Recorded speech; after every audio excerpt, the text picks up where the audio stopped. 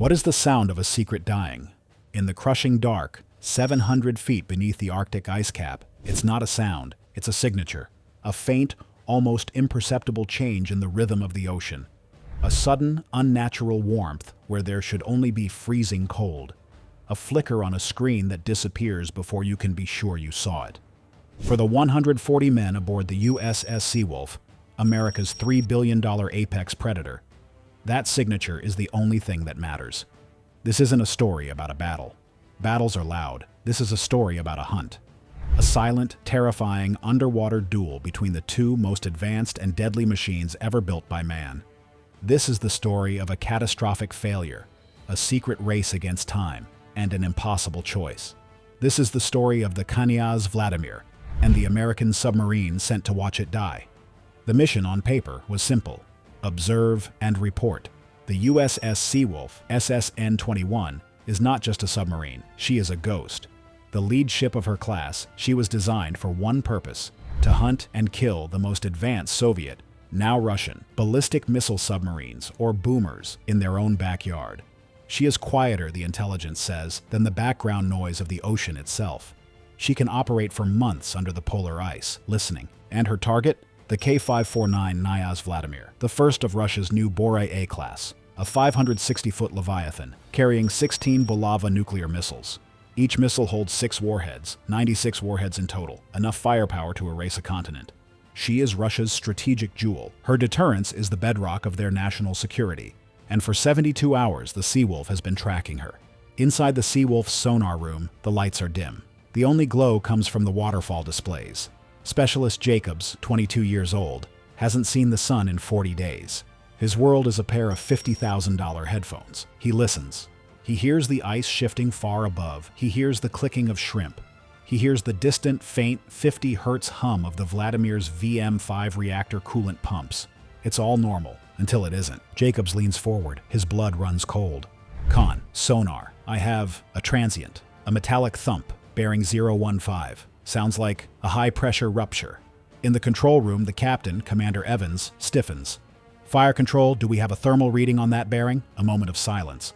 Con, fire, negative on thermal. Wait, I have a hotspot.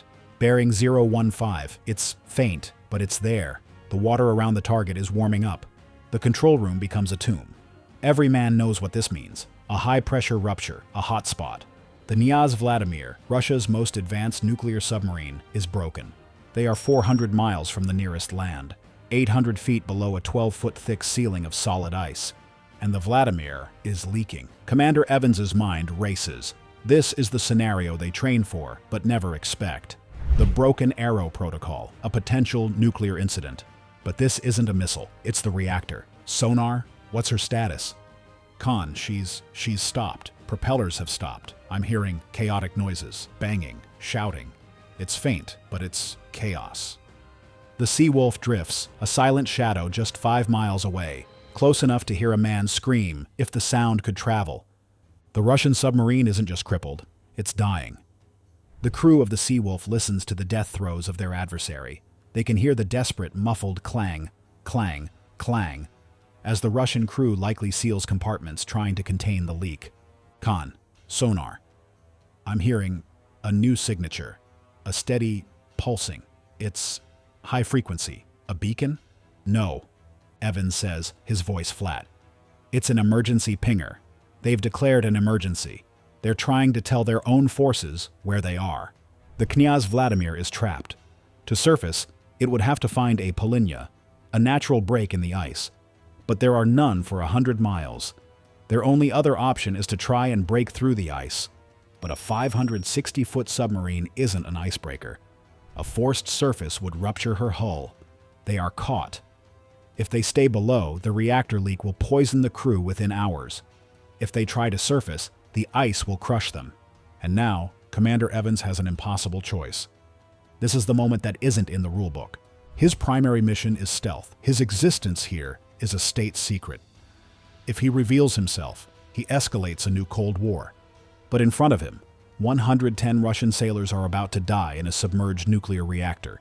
The environmental catastrophe, a reactor meltdown under the Arctic ice cap, would be unthinkable. a disaster that would poison the northern seas for 1,000 years. But there is a third option, the Hawks option. Do nothing. Let the Vladimir sink. Russia loses its most advanced boomer, a $4 billion asset, gone. The intelligence victory would be the greatest of the 21st century. The ocean is deep, the pressure immense, the cold absolute. It would, probably, contain the reactor core. Probably. Con, XO, the executive officer says, his voice low. Sublant, Commander, Submarine Force Atlantic, will want a sitrep. What do we tell them? Evans stares at the tactical plot. The Vladimir is a red icon, dead in the water. We wait, Evans says. We listen. The Seawolf waits. For 1 hour, then 2. The chaotic banging from the Vladimir stops. The emergency pinger falters. Con, sonar. The pinger is intermittent. Power is failing. The internal sounds, they're gone. I have nothing. No machinery, no voices. Silence. A 560-foot nuclear submarine, filled with 110 men, has gone completely quiet. The XO looks at the captain. Sir, they're gone. Evans feels the weight of the moment. Sonar, report all contacts. Con, sonar, I have just the one contact. The Vladimir. Bearing, wait. Jacobs rips his headphones off, his face pale. Con, new contact. High speed, bearing 090. It's a torpedo. Wake-homing torpedo in the water. It's on us. The entire scenario was a lie. All ahead flank, Evans roars. Right full rudder. Deploy countermeasures, now. The Seawolf shudders, her powerful reactor surging to life. The $3 billion ghost runs for its life. The Knyaz Vladimir was never dying. The high-pressure rupture, a fabricated acoustic signature, a spoofer. The thermal hotspot, a small ejected device that mimicked a reactor leak. The chaotic banging, pre-recorded sounds played through the hull. The emergency pinger, a lure. It was a trap, the most sophisticated high-stakes trap ever set. The Russians knew the Seawolf was there. They couldn't find her, so they decided to make her come to them.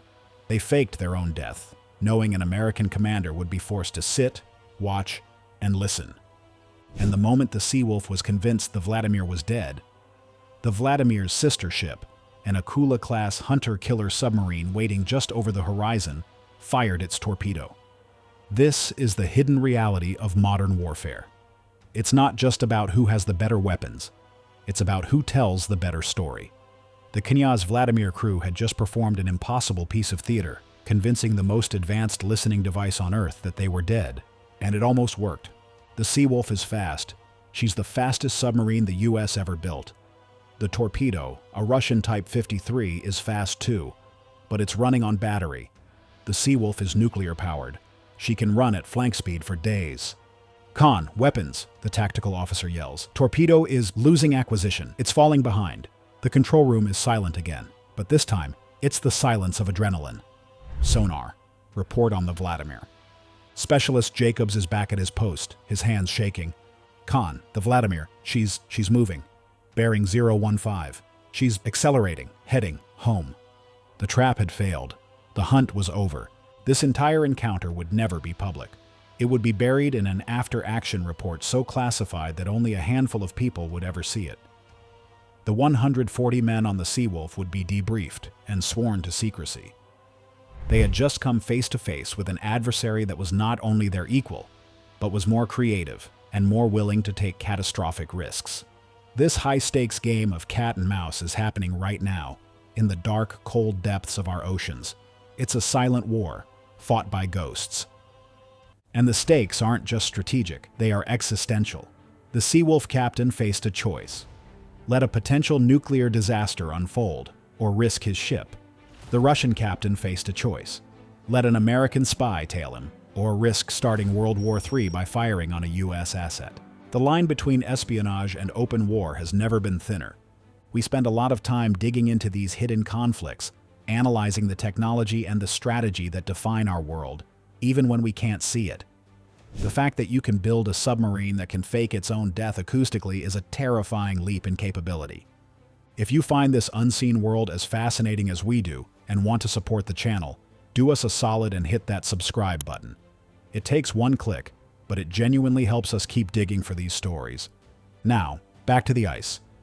The Seawolf ran for 50 miles at full speed, a sprint that likely damaged her propulsion system from the strain. But she was alive. Commander Evans stood in the control room, the adrenaline fading, replaced by a cold realization. He hadn't been hunting. He had been the one being hunted. The Knyaz Vladimir wasn't just a boomer, a sitting duck designed to hide. The new Borei-A Class. It was a hunter in its own right. It was bait, armed with nuclear teeth. The Broken Arrow Protocol, the humanitarian crisis, the environmental disaster. All of it was a simulation, a psychological weapon. The Russians had used the Seawolf's own doctrine and the captain's own humanity against him. In the 21st century, the most dangerous weapon isn't the missile, it's the narrative. The assumption that your enemy is crippled. The assumption that you are the predator and he is the prey. The assumption that in a moment of crisis, humanity will prevail over strategy. In the deep, dark cold of the Arctic, all assumptions are dangerous. The Seawolf would return to base, her systems would be checked, her crew debriefed. Commander Evans would receive a quiet commendation for maintaining the chain of command in a high-stress environment. But he and the crew of the Seawolf would know the truth. They had looked into the eyes of a new kind of enemy, an enemy that didn't just play chess, it played poker, and it had just bluffed them off the table. This incident, buried in classified files, is a perfect example of the new arms race.